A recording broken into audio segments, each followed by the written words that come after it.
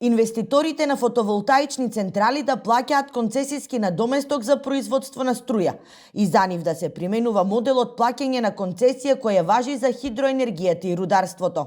Абсурдните и нерегулирани одредби Македонија ја прават елдорадо за инвеститорите од Бугарија, Турција и Албанија, вели градоначалникот на Радовиш Ацо Ристов, кој меѓу првите инвеститори во алтернативното производство на струја во државата. Отворете ги уредбите на Министерството за транспорт, ќе видите што се случува. Значи не наплаќаме комунали, наплаќаме символично. После од производството не добиваме ништо. Земјоделската површина ни е зафатена, а вработување немаме. Бидејќи за одржување на фотоволтаик ви треба еден човек и ништо повеќе. Изградбата на 10 мегаватна фотоволтаична централа на земјоделско земјиште од прва категорија го вклучи алармот и во Радовиш. Наместо за производство на храна, 10 хектари ќе се користат за производство на струја.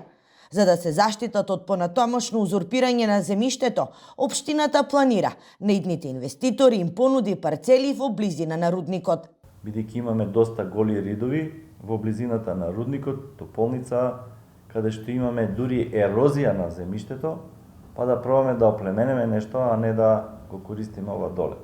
И ние ќе понудиме таму на инвеститори доколку сакат, надвор од градско подрачје, да се инвестира каде што имаме веќе уништување на, знаете, поради рудникот имаме доста уништена површина, таа површина да се користи за таква намена, а не земјоделското земјиште да се користи за фотоволтаици. Зголемувањето на цените на струјата на европските берзи го зголеми интересот и за поставување на фотоволтаици во државата.